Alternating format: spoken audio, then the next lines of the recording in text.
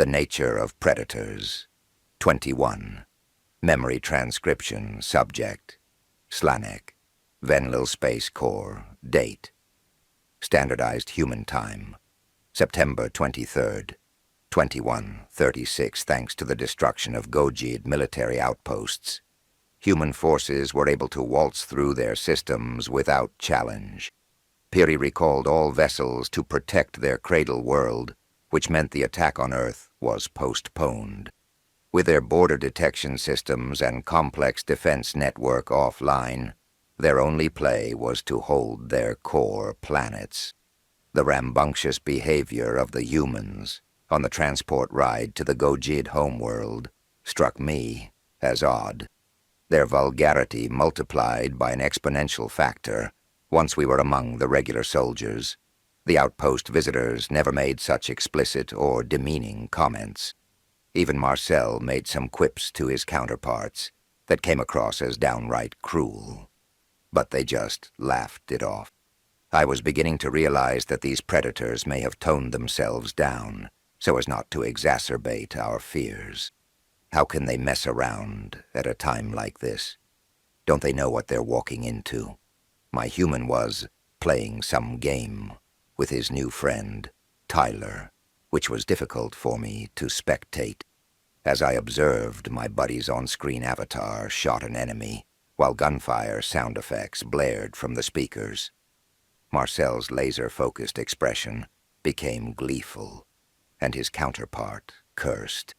The screen shifted to a replay, which showed the bullet penetrating the avatar's head from a side angle. The body dropped in slow motion, as though the game was glamorizing its demise. Why would the Terrans want to simulate murder and warfare for fun? I hated seeing my friend conduct himself in a predatory manner. It was disconcerting, to say the least. Come to think of it, the ruckus the predators were creating caused me discomfort in general. I really wanted a hug, and for them to turn off that uncivilized game. However, I didn't want to embarrass my Terran friend by collapsing into his grip. That would put him in an uncomfortable position. According to my recent reading, human males were taught not to display emotion in public. Marcel grinned as Tyler called him obscenities, and my ears drooped against my head. I was hyper-aware that I was the only Venlil on this ship. I felt neglected and alone in this awful cage. We're less than an hour away from our destination, Slanek. You need to get yourself together. I slipped away while the red-haired human was distracted and locked myself into the lavatory. My snuffling echoed through the chamber as full-throated sobs racked my body. Why couldn't I just be happy that my friend was improving? It was idiotic to think that Marcel needed me. There were too many rowdy predators here, and I was just going to get in the way. Whatever bonding had occurred between us, my species was too emotional and sensitive. I could never be one of his kind. It was more enjoyable for him to hang with his own people. Maybe my human was bored of me, now that the alien novelty had worn off. Had I been suffocating the redhead when I shepherded his recovery? My sentimentality must be grating on his nerves. All we were to the Terrans was a burden. They had to be gentle with Venlil and couldn't be their true selves. A rapping sound emanated on the frame, and Marcel's agitated voice trickled into my ears. Surprise tingled in my chest that he even noticed my departure. Slanek, open the door. Go away, I growled. Regret pulsed through my mind, instantly, but it was too late to take the words back. I didn't want to hurt him or push him away. What if this was what Sarah meant when she warned me not to call him a monster? I needed to let him make new friends, if that was what helped his recovery, even if it meant replacing me. I can't do that. The human tugged at the sliding door, making the frame wobble. Don't make me kick this down, you big fluffer. I blinked away the tears and tried to collect myself. My claws hooked on the locking mechanism and began to unclasp it. Marcel pushed his way inside the second it opened and knelt beside me. His hazel gaze softened when he looked at me. Judging by the irritation, my eyes were red and puffy. "Are you okay? Did I do something wrong?" he whispered. I shook my head. "No. The video games bother you? You think it's senseless and violent?" "Predatory. Yeah, but that's not why I'm crying. At least, I don't think so." "So you're homesick?" "Not really." Don't worry about it. It's stupid." The human crossed his arms and raised his eyebrows. The unwavering look he gave me stated, "I'm not budging until you spill." A tear strayed down my cheek. "You've been different ever since we got on this ship, Mark. I feel like you don't want me here." Marcel recoiled, like he'd been slapped, and stared at me in silence. My heart sank. The soldier wasn't denying it. The human finally shook his head and chuckled, a stubborn grin clinging to his face. How could even a predator find that amusing? A snarl tugged at my lips. "Don't laugh at me." "I am going to laugh at you when you say something that fucking dumb." He snorted. "How is it dumb? It's like you've lost all interest in talking to me or doing anything together. Slanek, you've been avoiding me with a 10-foot pole. You haven't so much as wagged your tail at me. And it's suddenly like any contact with me repulses you. So I've been keeping my distance and trying to figure out what I did." "Huh? Don't you want your personal space?" "I read a lot of books on human psychology to prep for this trip. They said you have an aversion to close contact. I didn't want to pester or embarrass you in front of the other guys.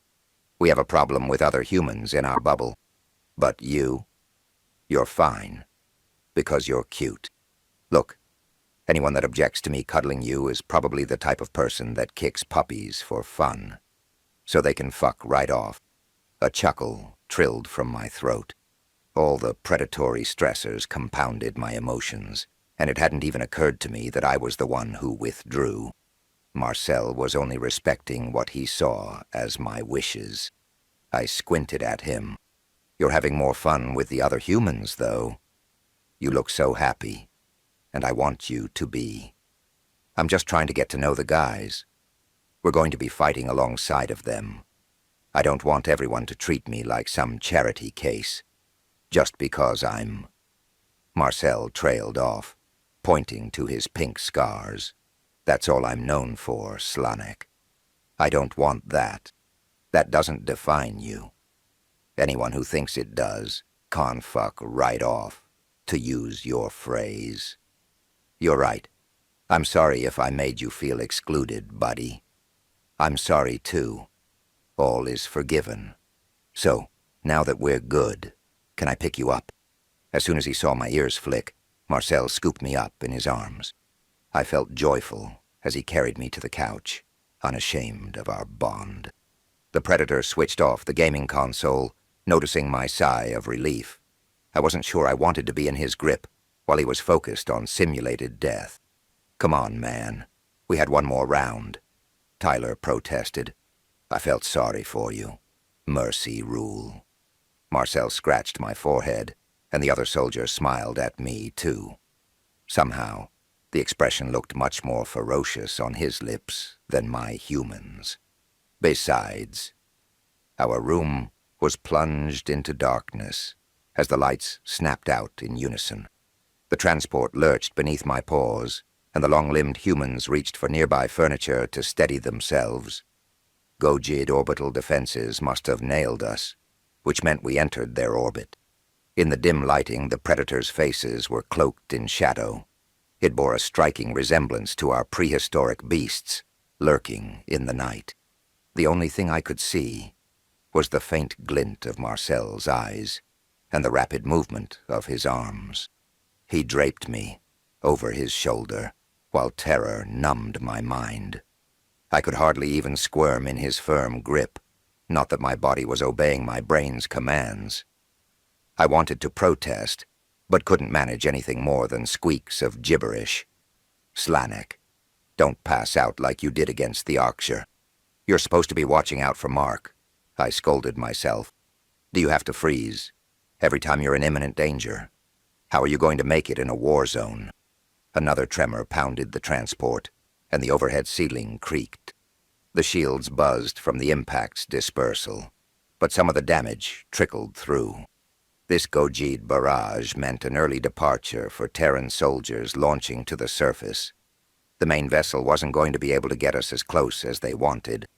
I'm surprised the Gojids found us so soon. Tyler barked. What about the ships we sent ahead as decoys, to draw their defenses away? I lowered my ears. I'm sure they predicted your predatory tactics. Ruses and deceit. That's all you guys. Marcel's fingers tightened around my stomach. You don't have to make it sound nefarious, Slanek. Everything we do isn't predator this, predator that. We just want a tactical advantage. Well, you're a predator, whether you like it or not. I don't mean it to be unkind, I responded. The Arxur are ambush predators, too. We've been conditioned to expect them to use stealth, or lure us away. Tyler snorted. We're not ambush predators, though. We're Percy. Shut the fuck up. I gaped as Marcel jabbed a heel into the other human's boot and caused Tyler's words to break off. Don't you dare finish that sentence. Ow, shit. I'm sorry, man. I wasn't thinking. Wait. You're what? I asked in a tentative voice. Marcel, why did you stop him? You're scaring me, roaring like that. My eyes had adjusted to the lighting enough to see my human gritting his teeth. I had been around the Terrans long enough to know that was no smile. It was too strained. He was terrified that immediate disclosure would freak me out. What secret was Marcel hiding? Didn't humans have to be ambush predators, primarily? All of our scientists were certain that was their only viable hunting strategy. They were slow, and their brains were their only advantage. Do you trust me, Slanek? He whispered. I nuzzled his shoulder. Yes. Marcel turned into a hangar bay. Do you think I'm an abomination, like Sovlin and Zarn did? No. You know I don't. Well, I'd like to keep it that way. I'll tell you. But not right now. Then it can be our secret. Okay? Fine. But I'm not going to forget. My friend sighed and scratched his fresh buzz cut with frustration. I could tell from how his strides quickened that he didn't want to convey that information at all. Something about this whole exchange unsettled me deep in my bones. Wouldn't any explanation of humanity's evolution be a good thing? In their position, I would want to put as many scientific questions to rest as I could. It would help galactic leaders make an informed decision about Terran society and inclinations. Marcel set me on the floor and slipped a bulky harness over his shoulders. I scrutinized his body language, trying to determine why he wouldn't confide in me. If anything, not defaulting to ambush predation distanced humanity from the Arxur. What could be more heinous than stealth? Now, on the topic of trust, the red-haired human began. I'm going to strap you to my vest and sedate you. Everything will be all right. I promise. What? I scrambled backward and collided tail first with Tyler. Why? You don't need to knock me out. Marcel cinched his vest straps. You know we're jumping out of a shuttle from the upper atmosphere. I don't think you want to be awake for that. What? No. I thought that was a joke. We don't joke about our crazy military shit, Tyler chuckled. My entire body quivered with dread, and my tail bunched up between my legs. Bile rose in my throat, a byproduct of the nausea racking my stomach. This was suicide. Nobody in their right mind, or even the Arxur, would choose to freefall from the clouds. Tree-dwelling predators like the humans should have some fear of heights, or at least of slipping to their deaths. Maybe that's what kind of predators they were, leaping from great heights onto their prey. You won't remember any of it, Marcel insisted, creeping toward me. You'll just go to sleep, and you'll wake up on the ground. Leaving you here is not an option, okay? The Terran ship pitched to the side as it was pounded by another enemy assault. The shields rendered a negligible difference this time, and the thunderous jolt made my molars rattle. I squeezed my eyes shut and tried to think. My options were to go up in flames, or to enter a drug-induced state of helplessness as a predator dragged me toward the ground. The only image in my mind was myself as a splat of blood on the pavement. What if the sedative wore off before our deaths, and my last moments were hurtling through purple skies at terminal velocity? I just couldn't do it, even for Marcel. I was going to tell the humans to leave me, and then figure out something else. As a Ven-Lil, there was always the option for me to surrender myself. The Gojids would take me as a prisoner if I took a shuttle over there, alone. There was a prick in my neck, and I yelped at the unexpected pain. My eyes blinked open to see Marcel stooped beside me, inserting a needle into my skin. The human already unloaded the entire syringe. With the tranquilizers flowing through my veins, I was going to be at the predator's mercy. A scream of horror came from my throat. No, please don't, Mark. My eyelids felt impossibly heavy, and my vision shrank to a pinhole. The last thing I remembered was collapsing into the human's arms, certain he was about to kill us both. The human already unloaded the entire syringe. With the tranquilizers flowing through my veins, I was going to be at the predator's mercy. A scream of horror came from my throat. No, please don't, Mark. My eyelids felt impossibly heavy, and my vision shrank to a pinhole. The last thing I remembered was collapsing into the human's arms, certain he was about to kill us both.